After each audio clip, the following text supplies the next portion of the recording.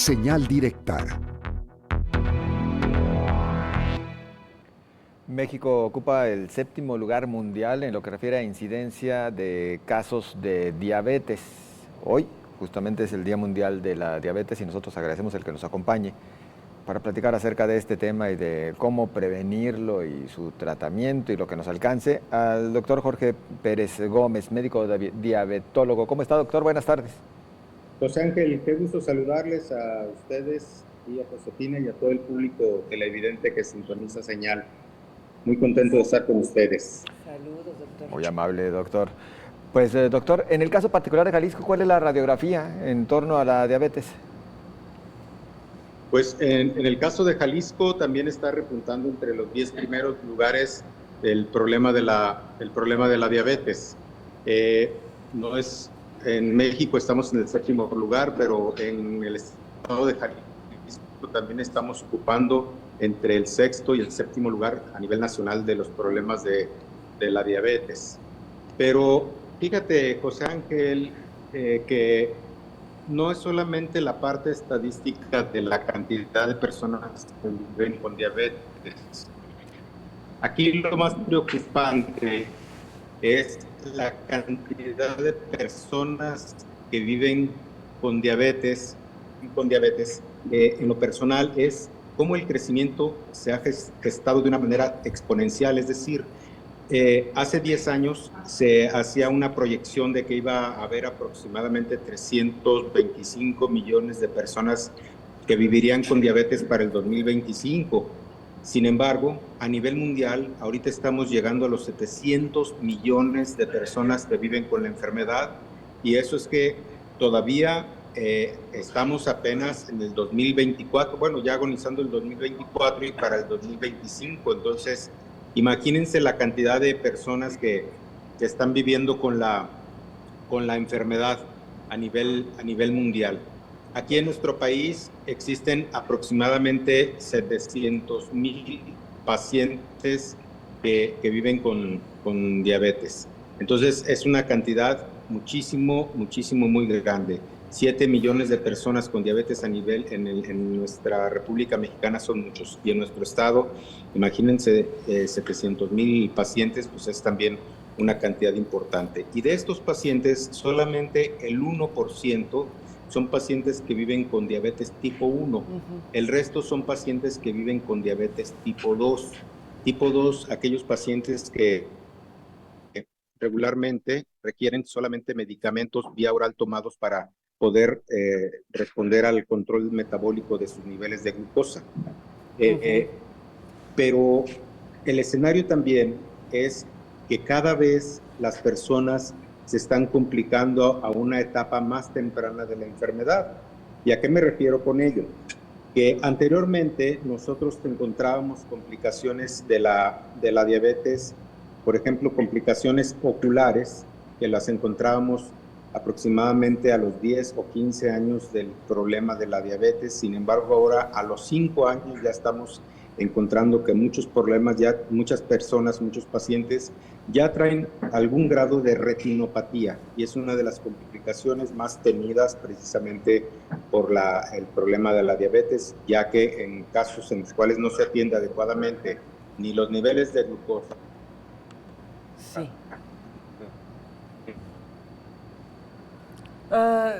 Doctor, estamos perdiendo la señal, a lo mejor vemos que está en un hospital, lo que alcanzamos a ver, y parece que se está... El tema de la retinopatía. No, ni nos escucha, ¿verdad? Sí, perfectamente bien, claro que sí. No, compañeros de cabina, si gustan después retomarla, por favor, en unos instantes más, para mejorarla, pues la imagen y el audio.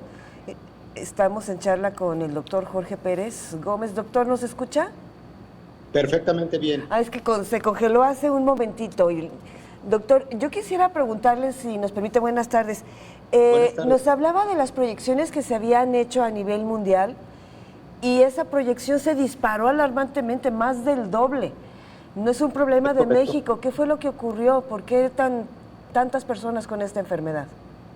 Bueno, recordemos que no solamente es una enfermedad que es multifactorial, efectivamente, y es una enfermedad que tiene mucho que ver con los cambios en el estilo de vida que se han despertado y desarrollado últimamente. Pero también, por otro lado, recordemos que sufrimos el embate muy importante de una pandemia que fue el COVID.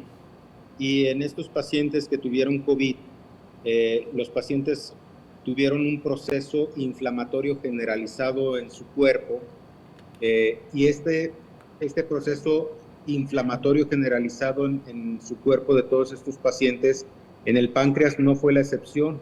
Y al no ser la excepción el páncreas, esto generó que muchos pacientes desarrollaran la enfermedad de la diabetes. Entonces, esto también provocó un crecimiento muy importante de pacientes que ahora viven con diabetes. Pero sin duda alguna, si bien es cierto, no todos los pacientes que tuvieron COVID iban a desarrollar diabetes. Entonces, esto quiere decir que también muchos pacientes ya traían cierta alteración en los niveles de glucosa o ciertas alteraciones metabólicas en su páncreas o en su hígado, y esto durante el COVID, aparte de que estuvimos muy sedentarios, algunos de los pacientes estuvieron recibiendo tratamiento farmacológico a base de cortisona, y esto también contribuye de una manera muy importante para que desarrollen niveles elevados de glucosa. Entonces, es multifactorial, y contestando puntualmente esa pregunta, yo creo que tuvo mucho que ver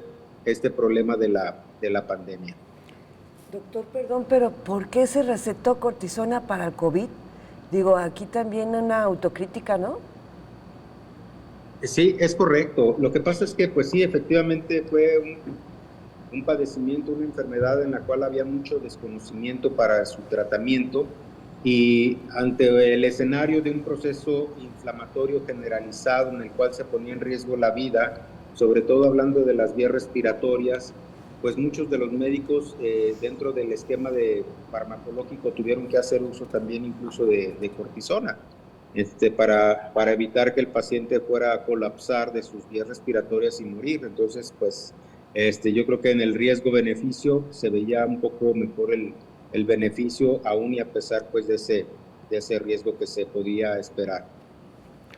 Doctor, ¿la insulina sigue siendo la mejor alternativa? ¿Ya existen fármacos alternativos para ello? ¿Qué nos puede comentar al respecto en cuanto, sobre todo pues cuando se trata de algunos tipos de diabetes, ¿verdad? Es una excelente pregunta, y qué bueno que sale a colación esto, porque la insulina, amén de lo que se dijo hace muchos años, que mucha gente le tenía miedo a la utilización de insulina, y quizás algunos podían tener cierto grado de razón, en el cual la insulina que se empezó a utilizar desde sus inicios era una insulina extraída del bovino o del porcino. Entonces, en algunas personas les llegó a generar algunas reacciones como si fueran alérgicas, unas reacciones inflamatorias, pero sin embargo, actualmente las insulinas son muy buenas, son insulinas humanas, y hay otros que son análogos de la insulina, que no es propiamente insulina, pero que nos ayudan a mejorar, aunque sea inyectable, nos ayudan a mejorar sustancialmente los niveles de glucosa en sangre.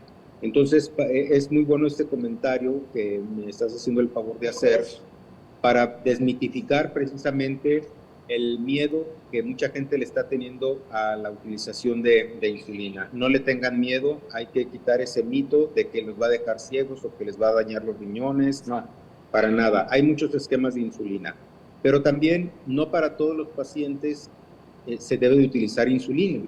También en la actualidad hay muchos fármacos de reciente creación, que no solamente nos ayudan a controlar los niveles de glucosa en sangre, sino que también nos ayudan precisamente a evitar algunas complicaciones derivadas de la diabetes, como son complicaciones renales o como son complicaciones cardiovasculares.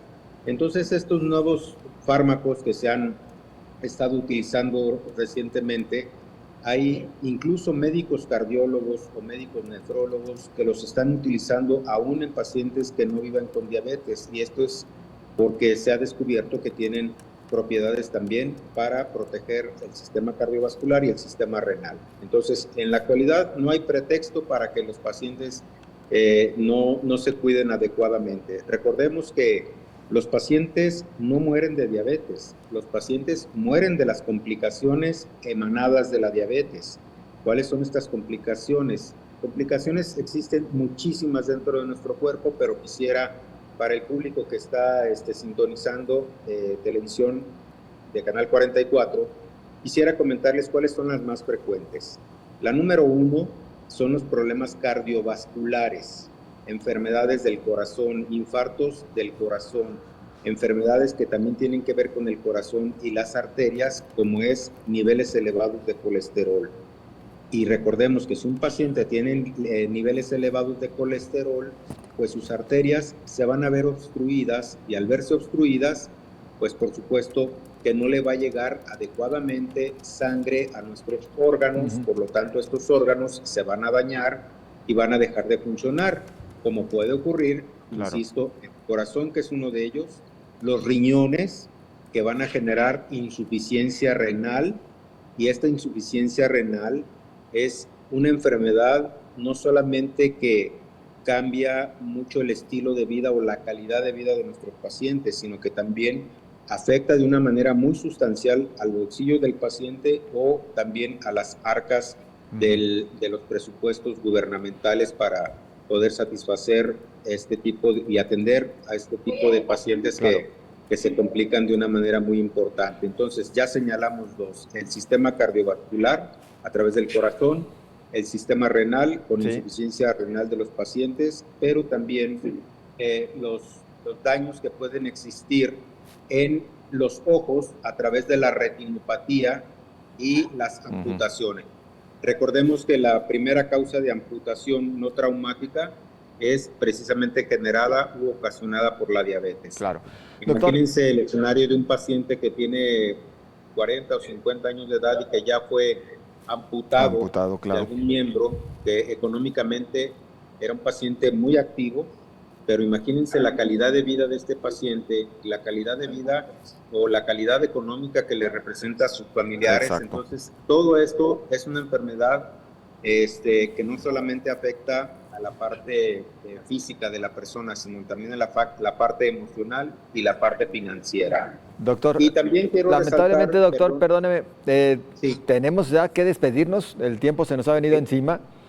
Nada más entonces tratar de tratar de generar conciencia entre nuestro público en esta ocasión a propósito del Día Mundial de la Diabetes acerca de pues, la necesidad de prevenir el padecimiento, principalmente con buenos hábitos, hacer ejercicio, una sana alimentación.